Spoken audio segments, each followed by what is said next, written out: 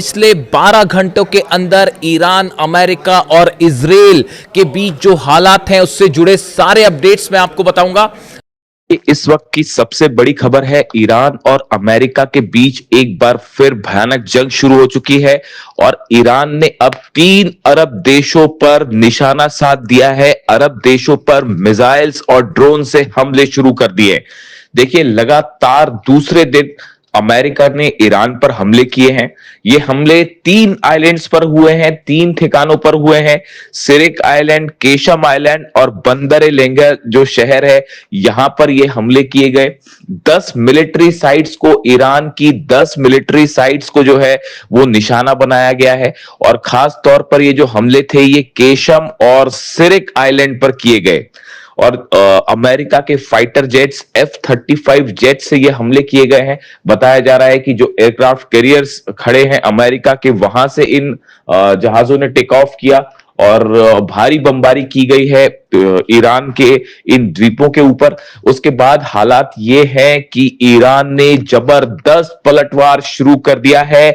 Bahrain में, Kuwait में, Iraq में इस समय हमले जारी हैं। सबसे बड़े हमले बहरीन और कुवैत में हुए हैं। कुवैत में अली अल सलीम एयर बेस पर ईरान ने खैबर मिसाइल से बड़ा अटैक किया है और बड़े नुकसान की खबरें आ रही हैं। अमेरिका के बेस को एक बार फिर ईरान ने दहला दिया है और बड़ा नुकसान हुआ है, यहां पर इस तरह की खबरें आ रही हैं। देखिए, अली अल सलीम एयरबेस जो है कुवैत का, यहां पर बड़ी संख्या में अमेरिका के जेट्स मौजूद हैं, अमेरिका के सैनिक मौजूद हैं और इसे निशाना बनाया गया। और एक बार फिर अमेरिका का पेट्रियट सिस्टम खैबर मिसाइल के सामने बुरी तरह से फेल साबित हुआ है।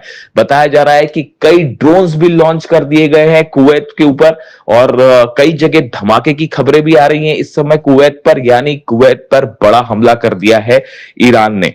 इसी के साथ जो है बहरीन में पोर्ट सलमान बेस है, मनामा में, बहरीन की राजधानी में, जहां पर अमेरिका का अड्डा है। खास तौर पर 5th फ्लीट जो है नेवी की, जिसको पहले भी कई बार ईरान ने निशाना बनाया है। और अब एक बार फिर बहरीन में लगातार दूसरे दिन ईरान की तरफ से बड़े मिसाइल अटैक शुरू हो गए हैं। देखिए, कल जो है वो बहरीन पे जो हमले किए गए वो मुख्य रूप से ड्रोन स्ट्राइक्स थी। जो कल हमले किए थे ईरान ने, उसमें शायद 136 ड्रोन्स का इस्तेमाल किया गया था और ड्रोन अटैक किए गए थे। लेकिन अब जो है वो बहरीन पर बड़ा मिसाइल अटैक कर दिया है ईरान ने। खैबर मिसाइलें बरसा दी है 5th फ्लीट अमेरिका के हेडक्वार्टर पर। यहां पे भी कई जगह से धुआं उठता दिखाई दे रहा है और बड़े नुकसान की खबर आ रही है। इसी तरह से इराक में वो ग्रुप जो कि ईरान के खिलाफ है, उनके ऊपर भी लगातार हमले जारी हैं ईरान की तरफ से। देखिए, हालात ये हैं कि पूरे दुबई में, अबू धाबी में, सऊदी में, कतर में, सब जगह अलर्ट कर दिया गया है कि कभी भी ईरान की तरफ से इन देशों पर भी बड़े हमले हो सकते हैं।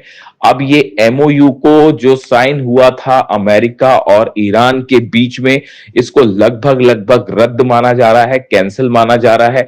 और जो हालात हैं वो एक बार फिर जंगी हो चुके हैं और ईरान की सेना भयंकर गुस्से में है। देखिए, ईरान ने ये कह दिया है कि ये उकसावे की कार्रवाई, जिस तरह से हमले किए गए, उसका बड़ा बदला लिया जाएगा और डोनाल्ड ट्रंप को और अरब देशों में जहां भी अमेरिका के बेसिस हैं, उन सब देशों में हमले किए जाएंगे और कड़ा सबक सिखाया जाएगा। देखिए, ये मामला जो है, हालात कैसे बिगड़े। पहले ईरान की तरफ से ये बात कही गई कि एक जहाज हमने देखा था जो क्रॉस करने की कोशिश कर रहा था, सिंगापुर का जहाज था, उसने बिना ईरान की सेना के परमिशन के एक नए रूट का इस्तेमाल करते हुए हॉर्मुज को पार करने की कोशिश की, तो ईरान ने उस पर हमला किया। ये पहला जहाज था जो अभी ये नए दौर का विवाद हुआ इसमें हमले को लेकर।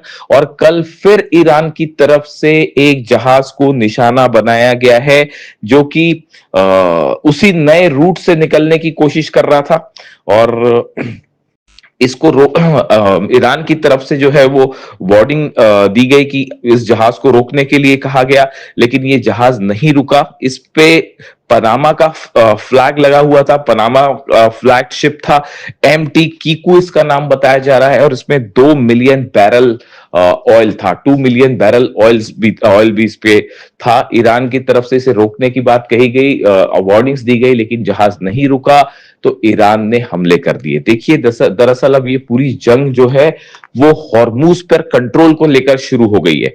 एमओयू जो साइन हुआ है उसके मुताबिक हॉर्मूज से जो जहाज निकलेंगे वो पूरी तरह से ईरान की देख रेख में निकलेंगे। यानी हॉर्मूज खुलता है तो ईरान की देखरेख में जो है वो खुलेगा। लेकिन अब हालात ये हैं कि अमेरिका कई अरब मुल्कों के साथ मिलकर हॉर्मूज में एक नया रास्ता बनाने की कोशिश में जुटा है।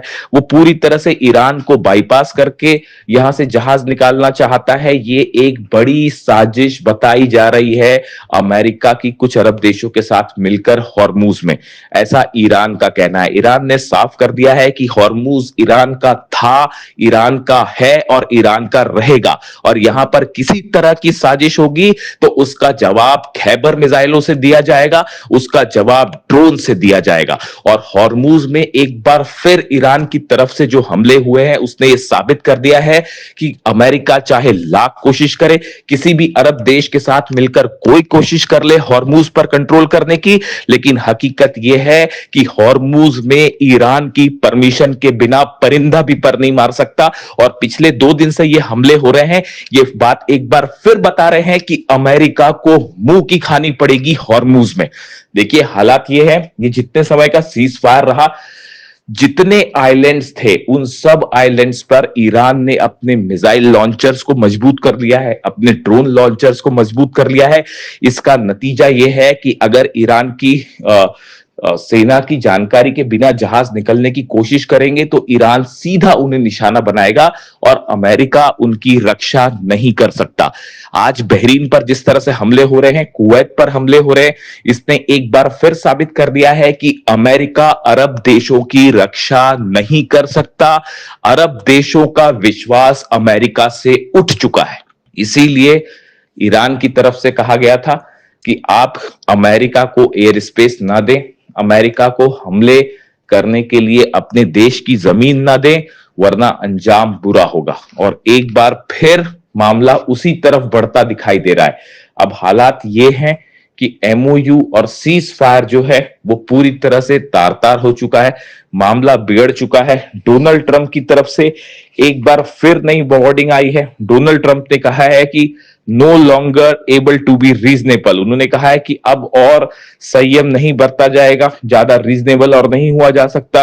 Would be forced to militarily complete the job. उन्होंने कहा है कि अब सेना की मदद से हमारा लक्ष्य पूरा किया जाएगा। इसे एक प्रकार से इस बात का ऐलान माना जा रहा है कि अब अमेरिका और ईरान के बीच हालात और खराब होंगे और बड़ी जंग शुरू हो सकती है। इसी बात की वार्निंग रूस की तरफ से दी गई थी, इसी बात की वार्निंग चाइना की तरफ से दी गई थी। मैं आपको बार बार अपने वीडियोस में यह बात कह रहा था कि एक बार फिर धोखा होगा, एक बार फिर धोखा होगा, और देखिए वही बात सही साबित हुई। हमने एमओयू, जिस दिन एमओयू साइन हुआ था उसी दिन हमने अपने पॉडकास्ट में आपको बताया था कि इस एमओयू की कई शर्तें ऐसी हैं जिन्हें पूरा करना बेहद मुश्किल है और ये एमओयू ज्यादा दिनों तक टिक नहीं पाएगा। और इस एमओयू के पीछे, पर्दे के पीछे ईरान के खिलाफ कई साजिश रची जा रही है। हॉर्मूज पर कैसे कब्जा किया जाए इसकी साजिश है, ईरान के यूरेनियम पर कैसा कब्जा किया जाए इसकी साजिश है, और कई अरब देशों के साथ मिलकर अमेरिका एक बड़ा प्लान तैयार कर रहा है ईरान के खिलाफ। और देखिए एक बार फिर वही बात निकलकर सामने आ गई है, और अब नतीजा ये है, ईरान की सेना ने इस बात को साफ कर दिया है। नए बयान आए हैं आरजीसी की तरफ से, ईरान की सेना की तरफ से, कि आने वाले वक्त पे अरब देशों में जितने अमेरिकन बेसेस हैं उस पर और भयानक हमले किए जाएंगे। हॉर्मूज में हर चैलेंज का सख्त जवाब दिया जाएगा। ऐसा करारा जवाब जो शायद पहले भी नहीं देखा होगा। बताया जा रहा है ईरान एक बहुत बड़े हमले की प्लानिंग कर रहा है। हालात देखिए लेबनान में भी जिस तरह से है, लेबनान में एक बार फिर जो है नेतन्याहू ने बमबारी शुरू कर दी है और वहां पर भी मौतों की खबरें आ रही हैं। ऐसा ही हाल गाजा का है। लेबनान में जिस तरह से समझौता हुआ, लेबनान की सरकार जो कि अमेरिका की पिट्ठू है उसके बीच में और इजराइल के बीच में, उस समझौते को मानने से लेबनान के लोगों ने ही इनकार कर दिया है। नतीजा यह है, सड़कों पर हजारों लोग हैं, लाखों लोग हैं जो इस समझौते का विरोध कर रहे हैं, इजराइल का विरोध कर रहे हैं। लेबनान में जो है वो ऐसे हालात हैं कि सड़कों पर लाखों लोगों का प्रदर्शन और गुस्सा देखने को मिल रहा है। एक सिविल वॉर छिड़ चुका है। ऐसे में लेबनान से इजराइल की सेना का वापस ना आना एक बार फिर इस जंग को और बड़ा रूप दे सकता है। देखिए अभी जिस तरह की खबरें हैं, बड़े हमले जारी हैं इजराइल की तरफ से लेबनान में, और दक्षिणी लेबनान में खास तौर पर कई ठिकानों को निशाना बनाया गया है जिसमें कई लोगों की मौत की खबरें भी आ रही हैं। देखिए ये ऐसे हालात हैं जिसने एक बार फिर जो है पूरे मिडिल ईस्ट को एक जंग की तरफ आगे बढ़ा दिया है। अब ये एमओयू सिर्फ नाम मात्र का बचा हुआ है जिसका कोई नतीजा निकलता नहीं दिख रहा है, और हालात एक बार फिर जंग की तरफ बढ़ गए हैं और ऐसा लगता है कि शायद फिर से एक बार बड़ी जंग छिड़ सकती है। लेकिन फिलहाल जो हालात हैं, अरब देशों पर ईरान की बड़ी स्ट्राइक्स शुरू हो चुकी है। देखिए कल जब अमेरिका की तरफ से पहले स्ट्राइक की गई ईरान के ऊपर, और उसके बाद जब ईरान ने जवाब दिया, ईरान की सेना ने जब जवाब दिया और बहरीन पर हमले किए, उसके बाद आईआरजीसी की तरफ से एक बयान रिलीज किया गया और उस बयान में कुरान की एक पंक्ति का जिक्र है, और ये बिल्कुल वही संदेश है जो अली खामेनी साहब ने अपनी शहादत के चंद दिनों पहले सोशल मीडिया पर पोस्ट किया था।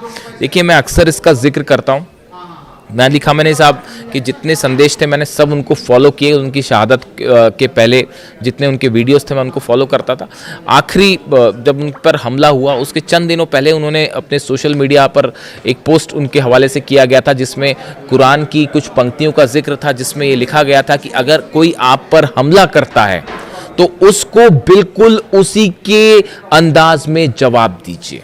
ये बात अली खामेनी साहब ने पोस्ट की थी और ये अमेरिका और इजराइल के रेफरेंस में उन्होंने पोस्ट की थी कुरान की पंक्तियों का, आयतों का जिक्र करते हुए। यानी देखिए अली खामेनी साहब ने जो बात कही बिल्कुल उन्हीं पंक्तियों का इस्तेमाल अब ईरान की सेना ने भी किया है और आईआरजीसी ने भी इन्हीं पंक्तियों को पोस्ट किया और ये कहा कि अगर कोई आप पर हमला करता है तो उसको उसी की भाषा में जवाब दिया जाना चाहिए। और ये रेफरेंस था अमेरिका के हमलों का, जिस तरह से अमेरिका ने हमले किए और बिल्कुल अली खामेनी साहब ने जो रास्ता दिखाया उसी पर चलते हुए ईरान की सेना ने एक बार फिर अमेरिका के बेसिस पर जबरदस्त अटैक किया। मैं इसीलिए अक्सर कई बात ये कहता हूं कि अली खामेनी साहब हमारे बीच में नहीं है, लेकिन उन्होंने अपनी सेना के लिए एक ऐसा विजन छोड़ दिया है, ईरान की जनता के लिए, ईरान के 9 करोड़ लोगों के लिए वो विजन छोड़ दिया है जिससे कभी ना अमेरिका और ना इजराइल ना ही कोई और मुल्क कभी ईरान को नहीं हरा सकता। हराने की बात तो छोड़िए, आज ईरान सब पर अकेला भारी पड़ रहा है, चाहे वो अरब देश हो, चाहे अमेरिका की फोर्सेस हो, चाहे नेतन्याहू की फोर्सेस हो। और इसके पीछे यही विजन है, यही प्लानिंग है, यही दूरदृष्टि है जो अली खामेनी साहब ने अपनी सेना को विजन दिया। इसीलिए मैं कहता हूं कि वो न सिर्फ एक अच्छे सुप्रीम लीडर बल्कि बेहतरीन मिलिट्री कमांडर भी थे। और ये ही उसका, ये जो कल ईरान की सेना ने जिस तरह से स्ट्राइक किया और वो मिसाइल्स रुक नहीं पाई, ड्रोन्स रुक नहीं पाए और जिस अंदाज में हमला किया, ये एग्रेसिव जेस्चर बताता है कि अली खामेनी साहब ने जो है वो ईरान की जीत सुनिश्चित कर दी है।